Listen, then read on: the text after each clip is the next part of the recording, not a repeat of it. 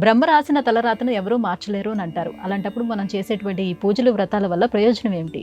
నుదుటను వ్రాసిన వ్రాత మార్చగలమే నూరేళ్లు చింతించినను అని ఒక చాటు కవి చెప్తూ ఉంటాడు. నుదుటిన బ్రహ్మ ఏది రాసి పెట్టాడో అదే జరుగుతూ ఉంటుంది. అలాంటప్పుడు మనం ఈ వ్రతాలు, నోములు, పూజలు, నియమాలు, ఉపవాసాలు అవసరమా? ఆయన రాసి పెట్టాడు, జరుగుతుంది. మంచి వాదన వినడానికి ఆకర్షణీయంగా ఉంటుంది. అయితే రాసి పెట్టడానికి ఆధారం ఏది?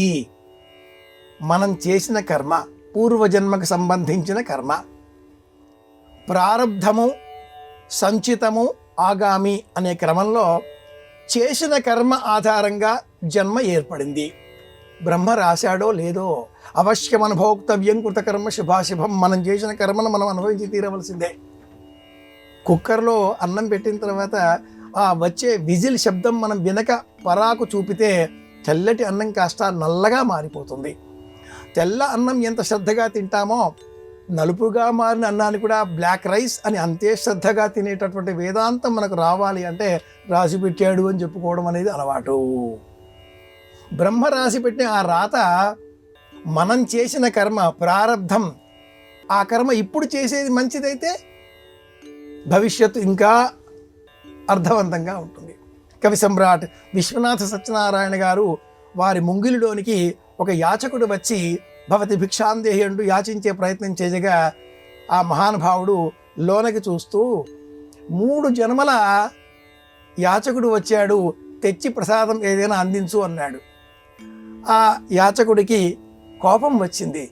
ఇస్తే ఇవ్వండి, లేకుంటే లేదు. 3 జన్మల యాచకుడు అని ఎందుకన్నారు అనగా ఆయన కవి సమ్రాట్టు కనుక నవ్వుతూ, గత జన్మలో నీ దగ్గర వస్తువులు ఉండి నీవు దానం చెయ్యలేదు, దానం చెయ్యకపోయినా కూడా నీవు యాచకుడితో సమానం. దానం చెయ్యని కారణం చేత ఈ జన్మలో యాచకుడిగా జన్మించావు. ఇప్పుడు నీ వద్ద లేదు కనుక వచ్చే జన్మలో కూడా మళ్ళీ ఇలాగానే, కనుక 3 జన్మలు అన్నాడు. క్షణం ఆలోచించిన ఆ యాచకుడు వచ్చే జన్మలో కూడా నేను యాచకుడిగానే అంటూ ఆలోచన చేసి, అంటే ఆ పై జన్మలో కూడా ఇలాగే పరంపర అనగానే మహానుభావుడు కనుక నవ్వేసి, నీ దగ్గర ఉండే వస్తువులో కొంత దానం ఇవ్వడం అలవాటు చేసుకో అన్నాడు. కనుక దోషం తొలగించుకోవాలి. అది కర్మ అనుసరించి సంచితము, ఆగామి, ప్రారబ్ధము, బ్రహ్మ నుదుట రాసిన వ్రాత, దాన్ని మార్చుకోవాలి, దానం చెయ్యాలి. జ్వరం వచ్చింది, మంచిదే, మనం ఔషధం సేవించాలి కదా, అదే కర్మ. అది దానము, అది అభిషేకము, అది ఉపవాసము, అది మంచి మనస్సుతో మాట్లాడే మాట. 10 మందికి మనం చేసేటటువంటి సహాయం వలన బ్రహ్మ నుదుటన వ్రాసిన వ్రాత కూడా మనం మార్చుకోవచ్చు.